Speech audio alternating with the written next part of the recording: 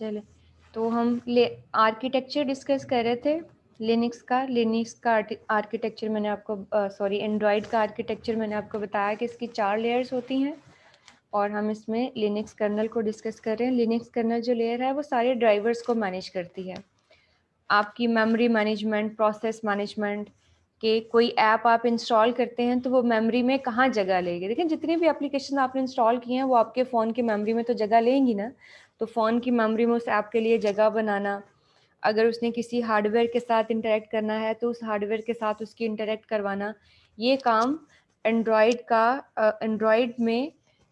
Operating system में कौन सी layer करती है? Linux kernel. ठीक है, लिनक्स कर्नल ये वाली लेयर काम करती है कि किसी भी ऐप का जो है वो मेमोरी उसकी मैनेज करना, प्रोसेस मैनेज करना, नेटवर्क स्टैक मैनेज करना और ड्राइवर सारे मैनेज करना हार्डवेयर के।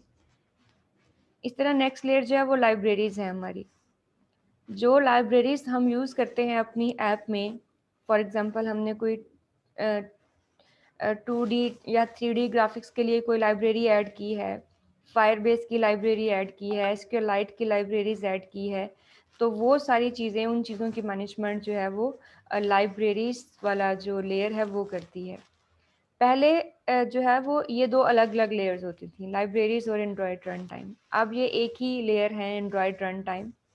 एंड्रॉयड रन टाइम आप कह लें कि ये आपका एक किस इन्वायरमेंट पे आपकी ऐप चल सकती है, ठीक है, यानी आपकी ऐप को चलने के लिए कितनी बैटरी चाहिए, कितनी मेमोरी चाहिए, ठीक है, कितनी प्रोसेसिंग स्पीड चाहिए उसको चलने के लिए, वो ये एंड्रॉयड रन टाइम जो है वो उस चीज़ की मैनेजमेंट करती है। आपकी ऐप को चलने के लिए जो इन्वायरमेंट सेट करना है वो एंड्रॉयड रन टाइम का काम है। फिर आ जाती है लेयर एपीआई इंटरफेस, ये एप्लीकेशन फ्रेमवर्क इंटरफेस। ठीक है, अस्सलाम वालेकुम।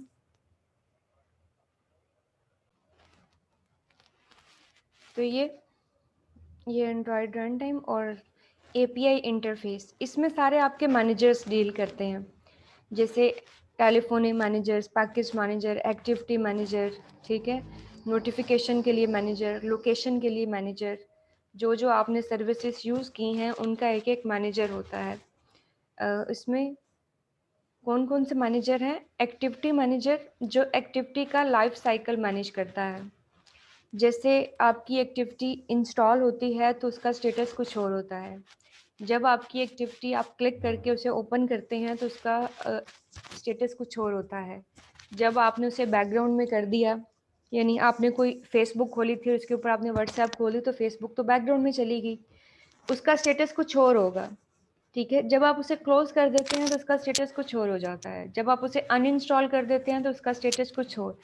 तो that's called activity life cycle, जब वो बनने से लेके जब जब उसे यूज़ किया गया और जब उसे अनइंस्टॉल कर दिया गया, तो ये एक्टिविटी लाइफ साइकिल को जो मैनेज करता है वो एक्टिविटी मैनेजर मैनेज करता है।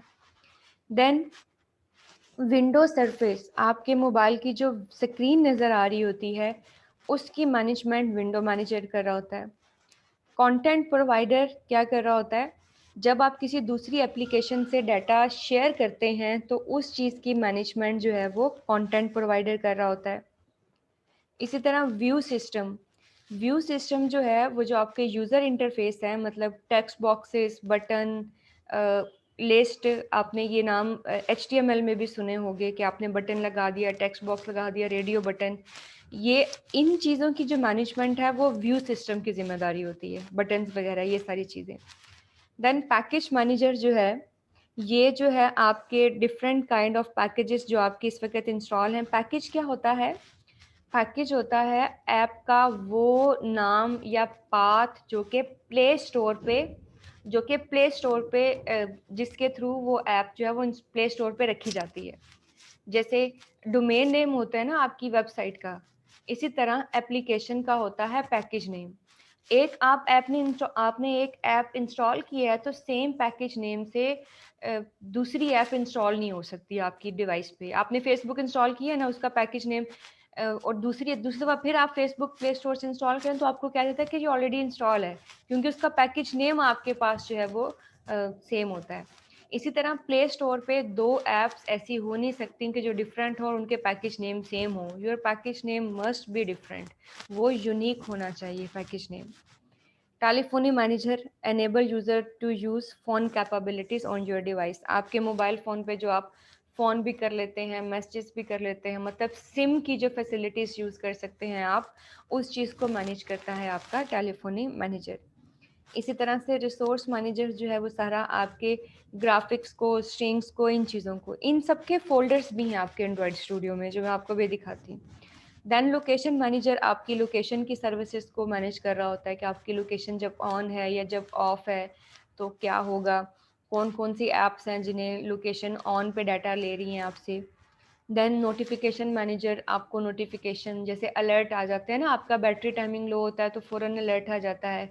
कोई ऐप आप यूज़ कर रहे हैं, आपका बैटरी टाइम लो है तो फ़ौरन मैसेज आ जाएगा कि ये आप यूज़ नहीं कर सकते। या ऐप में भी अक्सर आप देखें आपको मेमोरी नहीं मिलती, तो मैसेज आ जाता है कि इस टाइम मेमोरी अवेलेबल नहीं है, क्या आप ऐप को क्लोज़ करना चाहते हैं या वेट करना चाहते हैं। अगर आप वेट करेंगे तो थोड़ी देर आपका मोबाइल हैंग हो जाता है और मेमोरी बन रही होती है और फिर वो ऐप चलना शुरू हो जाती है, ठीक है। Then application. एप्लीकेशन क्या है, वो चीज़ जो आपको स्क्रीन पे नज़र आ रही है, जैसे home, contact, phone, browse, Facebook, other things. ये आपकी एप्लीकेशन है जिसके ऊपर आप क्लिक करते हैं। उसके पीछे क्या काम कर रहा होता है, एपीआई इंटरफेस। उसके पीछे क्या काम कर रही होती है, लाइब्रेरीज। और सबसे एंड पे क्या काम कर रहा होता है, लिनक्स कर्नल, जो कि आपको हार्डवेयर से इंटरेक्ट करवाता है।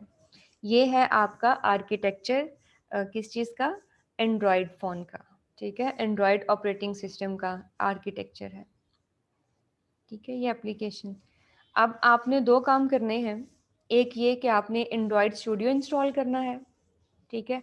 और दूसरा आपने जेडीके इंस्टॉल करना है। जेडीके आप यहाँ से इंस्टॉल कर लेंगे। ये स्लाइड्स गूगल ड्राइव पे अपलोड है। मैं लिंक्स जो है वो सीआर को सेंड कर देती हूँ, वो आपको सेंड कर देगा। ये जो है जेडीके आपने यहाँ से इंस्टॉल करना है, ठीक है। और उसके बाद आपने एंड्रॉयड स्टूडियो को एक दफ़ा ऑन करके चेक ज़रूर कर लेना है कि एंड्रॉयड स्टूडियो आपको ऐसा नज़र आना चाहिए, मतलब चल रहा है। अगर उसको कोई एरर आ रहा है तो काइंडली उस एरर को कॉपी करके गूगल पे पोस्ट करें, ठीक है। उस एरर को कॉपी करें, यहाँ गूगल पे पोस्ट करें, तो आपको सॉल्यूशंस मिल जाएंगे, ठीक है। तो वो नहीं कि आप इतने ज़्यादा लोग मैसेज करना शुरू कर दें कि हमारा ये एरर आ रहा है, तो थोड़ी सी एफर्ट पहले खुद करें ना। आप 8th सेमेस्टर में है, इंस्टॉलेशंस तो अब आपको आने चाहिए, किसी भी चीज़ को इंस्टॉल कैसे किया जाता है वो आपको आना चाहिए। जब आप एंड्रॉयड स्टूडियो ऑन करेंगे तो आपको क्योंकि आप फर्स्ट टाइम यूज़ कर रहे होंगे, फर्स्ट टाइम आपका होगा ऑन। इंस्टॉलेशन गाइड भी जो है ना, ये सारी इंस्टॉलेशन गाइड है, ये भी शेयर है ग्रुप पे, तो ये भी मैं सेंड कर दूँगी। इसमें सारा इंस्टॉलेशन प्रोसेस है, ठीक है। कि आपने क्लिक करना है, ये करना है, नेक्स्ट नेक्स्ट नेक्स्ट, और फिर आपका इंस्टॉल होना शुरू हो जाएगा। जब आप स्टार्ट करेंगे, बिल्कुल इसको ओपन करके चेक करेंगे, तो आपने देखना है कि आपका स्टार्ट पे ये आ रहा होगा। ये आप क्लिक करेंगे start a new new project, जैसे आप इस पर क्लिक करेंगे तो आपको ये दे रहा होगा कि भाई अब आपने कौन सी एक्टिविटी स्टार्ट करनी है।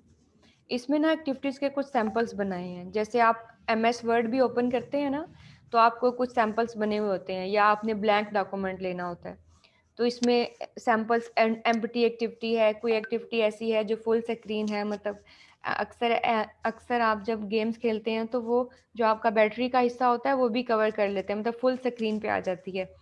आपकी लॉगिन की एक्टिविटी, लॉगिन की एक्टिविटी में क्या होगा, 2 टेक्स्ट बॉक्सेस और एक बटन पहले से लगा होगा। मतलब कुछ चीज़ें पहले से सैम्पल एक्टिविटीज़ बना के रख दी गई हैं कि अगर आपने ऐसी कोई बनानी है तो आप ये ले लें, बजाय ये कि आप नए सिरे से शुरू करें। तो एम्प्टी एक्टिविटी में स्टार्ट पे आपने एम्प्टी एक्टिविटी सेलेक्ट करना है। जैसे ही आप एम्प्टी एक्टिविटी सेलेक्ट करेंगे तो आपसे पूछेगा कि आपने नाम क्या रखना है अपनी ऐप का। तो यहाँ पे आप अपनी एप्लीकेशन का नाम रखेंगे। नीचे पैकेज नेम, ये पैकेज नेम 3 चीज़ों का कॉम्बिनेशन है, आपकी एप्लीकेशन का नाम, आपकी ऑर्गेनाइजेशन का नाम और डॉट कॉम। डॉट कॉम क्या है, ये टॉप लेवल डोमेन नेम है जो कि वेबसाइट्स के साथ भी आता है। नीचे लोकेशन जहाँ पे आप ये ऐप अपने कंप्यूटर पे सेव करना चाहते हैं, नीचे लैंग्वेज आपने जावा सेलेक्ट करनी है और नेक्स्ट फिनिश पे क्लिक कर देना है। जैसे ही आप फिनिश पे क्लिक करेंगे तो आपको ऐसे जो है ना एक्टिविटी आ जाएगी, ये कुछ इस तरह से, ये ऐसे आपका एंड्रॉयड स्टूडियो ओपन हो जाएगा। ठीक है, कुछ लोगों को अगर ये ऐसे हुआ हुआ तो यहाँ से प्रोजेक्ट सेलेक्ट कर लें। कुछ लोगों का यहाँ पे प्रोजेक्ट होगा, उनको ऐसा नज़र आ रहा होगा, तो यहाँ से एंड्रॉयड सेलेक्ट कर लें। इसमें देखें तो आप, ये एंड्रॉयड स्टूडियो है, इसमें आपका ये जो है, ये ऊपर ये मेन्यू बार, ये आपकी टूल बार, ये आपका प्रोजेक्ट पैन, और ये आपका एडिटर है सारा, दैट्स योर एडिटर, जहाँ पे आप काम करते हैं। ठीक है, ये स्लाइड्स पे भी मेंशन की हुई हैं चीज़ें जो है, यानी जैसे ही आप खोलेंगे तो ये tool bar, navigation bar, project pan, editor, और नीचे आपको टैब्स नज़र आ रहे हैं, ये इवेंट लॉग, जिसमें आपका कोई एरर वगैरह आया है तो यहाँ से आप चेक कर सकते हैं उसको। लेआउट इंस्पेक्टर है आपका, ठीक है, ये आपके जो आपके लेआउट्स जिसमें आप चेक कर सकते हैं अपना। प्रोजेक्ट पैन के अंदर देखें तो आपका ये मैनिफेस्ट, अभी मैंने पढ़ाया था आपको कि मैनिफेस्ट का फोल्डर होता है, इसके अंदर आपकी ऐप की XML होती है, आपकी एप्लीकेशन की डिटेल सारी होती है यहाँ पे। आपने अपनी एप्लीकेशन को बैकअप अलाउ करना है, आपकी एप्लीकेशन का आइकॉन क्या होगा। ठीक है, ये आइकॉन वो होता है जैसे व्हाट्सएप का आइकॉन है ना, जब आप उसे इंस्टॉल करते हैं तो आपके मोबाइल पे आइकॉन जो नज़र आ रहा है। आपकी ऐप का लेबल क्या होगा, लेबल होता है नाम आपकी ऐप का, जैसे व्हाट्सएप लिखा नज़र आ रहा है वो। फिर राउंड आइकॉन चाहिए आपको, text right to left support करना, इसमें आपने चेंज नहीं करना कोई भी। आपकी ऐप का थीम क्या होगा, और आपकी एक्टिविटी रजिस्टर्ड हुई हुई है ये। अच्छा, एप्लीकेशन और एक्टिविटी में डिफरेंस समझ लें पहले। एप्लीकेशन होती है पूरी ऐप जिसे हम बोलते हैं, उसके अंदर ज़्यादा सारी एक्टिविटीज़ हो सकती हैं।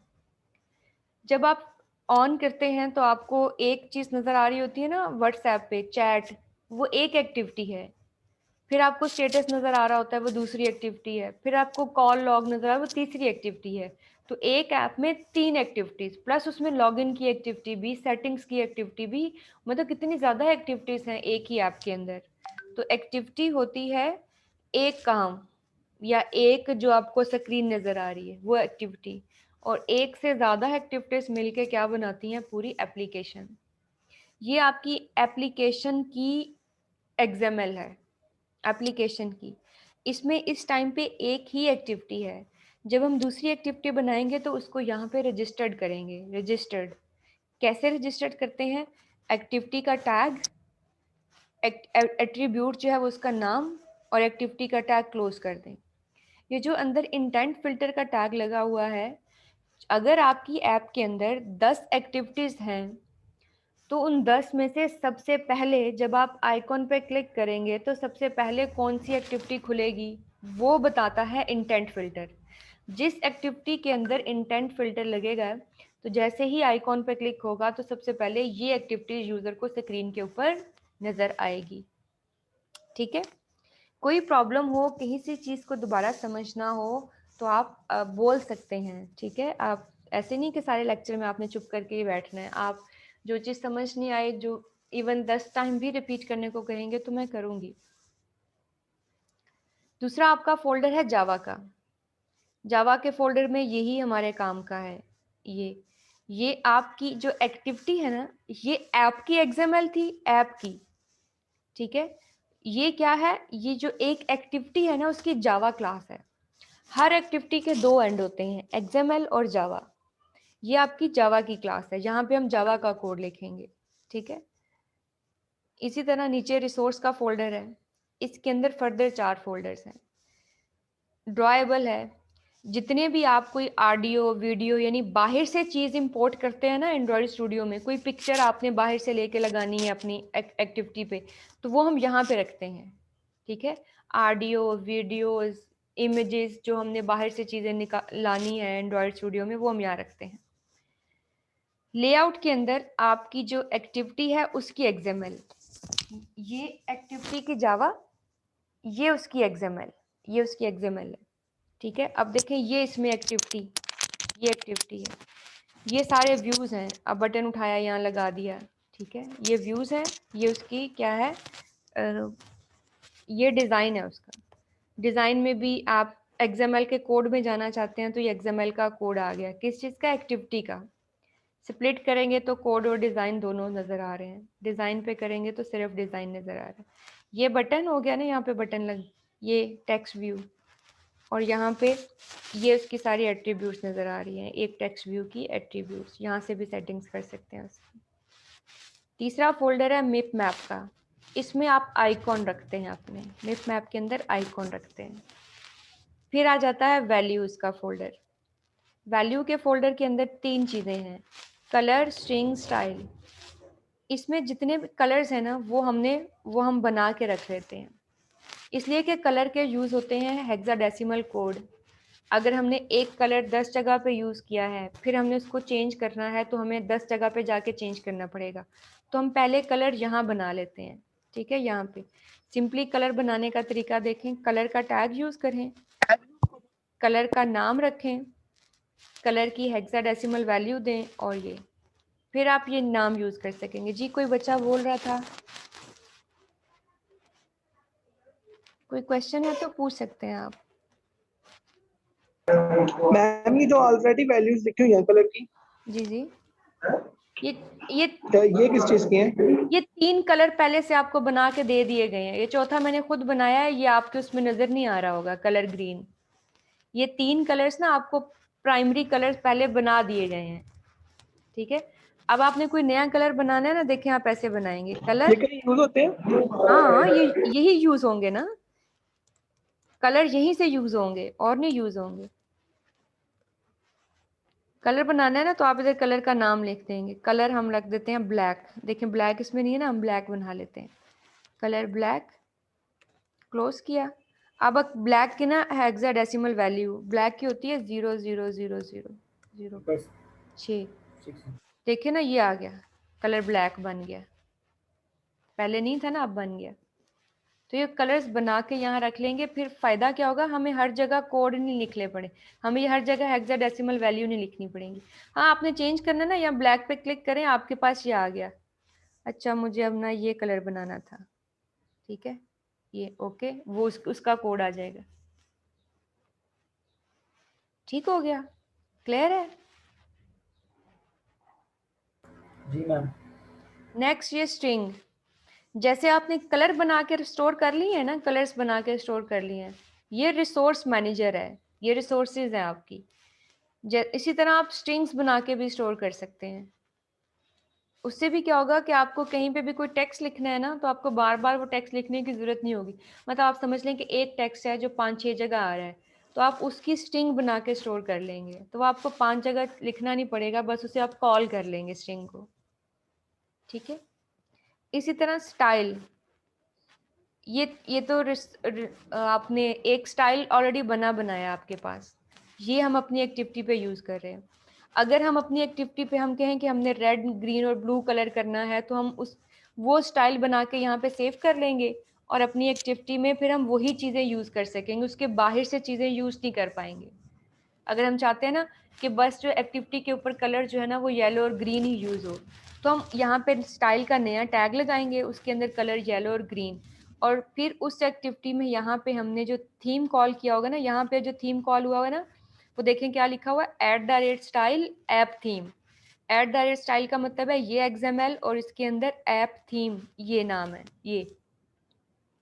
तो इसलिए इसमें ये 3 कलर्स यूज़ हो रहे हैं जो यहाँ पे थीम बनाया गया, ठीक है।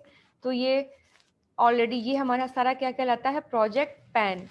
प्रोजेक्ट पैन एप्लीकेशन की XML, एक्टिविटी की जावा, एक्टिविटी की बाहर की चीज़ें जो इंपोर्ट हुई हैं, एक्टिविटी की XML, आइकॉन, और ये हमारी रिसोर्सेज, ठीक है। नीचे जो है that is Gradle. Gradle Gradle किसे कहते हैं? ग्रेडल 2 तरह के होते हैं, प्रोजेक्ट लेवल और app level. Project level Gradle और ऐप लेवल। प्रोजेक्ट का मतलब है इसमें एंड्रॉयड स्टूडियो को चलने के लिए जो जो चीज़ें रिक्वायर्ड हैं वो यहाँ पे हैं, ठीक है। एंड्रॉयड स्टूडियो की डिपेंडेंसीज, रेपोजिटरीज वो यहाँ पे हैं। ये है प्रोजेक्ट लेवल ग्रेडर, मतलब एंड्रॉयड स्टूडियो को चलने के लिए जो चीज़ें चाहिए। दूसरा है आपके पास ऐप लेवल ग्रेडल। ऐप, आपकी एप्लीकेशन को चलने के लिए जो जो चीज़ें चाहिए वो यहाँ पे हैं। आपकी एप्लीकेशन मिनिमम किस वर्जन के ऊपर चल सकती है, आपकी एप्लीकेशन की आईडी यानी पैकेज क्या है, आपकी एप्लीकेशन का टारगेट वर्जन क्या है, आपकी एप्लीकेशन का कोड नेम, वर्जन नेम। जब आप एक एप्लीकेशन व्हाट्सएप पहली दफ़ा आया ना तो उसका वर्जन कोड होगा 1। अगली दफ़ा व्हाट्सएप वालों ने चेंजेस किए ना कोई व्हाट्सएप में, तो अपडेशन आई, उसका वर्जन हो गया 2। ठीक है, जब आप अपनी ऐप को अपग्रेड करते हैं तो आप उसके वर्जन्स में चेंज कर देते हैं। वो ये वर्जन मैनेजमेंट जहाँ पे हो रही है। ये आपके प्रो गार्ड्स लिखे हुए, इनको आपने चेंज नहीं करना फिलहाल। ये प्रो गार्ड्स क्या करते हैं, जब आप अपनी ऐप को इंस्टॉल करते हैं प्ले स्टोर के ऊपर, तो उसका साइज़ मिनिमाइज़ करने के लिए ये यूज़ होते हैं। ये डिपेंडेंसीज हैं सारी, यानी जो आप लाइब्रेरीज यूज़ कर रहे हैं ना, वो लाइब्रेरीज आप फिर यहाँ पे उनकी डिपेंडेंसी ऐड करते हैं, तभी आप उन लाइब्रेरी को यूज़ कर सकते हैं, अदरवाइज आप उन्हें यूज़ नहीं कर सकते। ठीक है, और ग्रेडल क्या होता है? ग्रेडल आपकी फाइल की, आपकी ऐप की एग्जीक्यूशन के लिए, यानी जब आप जो है ना अपनी ऐप को रन करते हैं तो उसका ग्रेडल बिल्ड होता है। ग्रेडल बिल्ड होने का मतलब है कि आपकी चीज़ें जो हैं वो आपकी फ्रंट एंड, बैक एंड और लाइब्रेरीज, अदर थिंग्स एक दूसरे के साथ लिंक हो रही हैं, एग्जीक्यूट हो रही हैं, तो ग्रेडल बिल्ड हो जाता है सक्सेसफुल। तो अगर वो नहीं हुई तो मतलब अगर वो ग्रेडल बिल्ड सक्सेसफुल नहीं हुआ, दैट्स मीन वो लिंकिंग में कोई इशू आ गया है। जैसे एग्जीक्यूशन होती है ना इस कोड की, तो यहाँ पे हम उसे बोलते हैं कि ग्रेडल बिल्ड हो रहा है हमारा। ठीक है, तो आज के लिए इतना काफ़ी है। कल की क्लास में इंशाल्लाह आपने ये इंस्टॉलेशन करनी है ज़रूर।